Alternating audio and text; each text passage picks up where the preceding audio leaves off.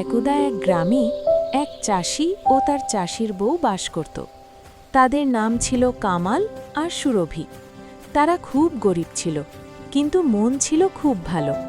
প্রতিদিন ভোরে কামাল মাঠে যেত, আর সুরভি ঘরে বসে রান্না, গরু দেখাশোনা আর সংসারের কাজ সামলাত।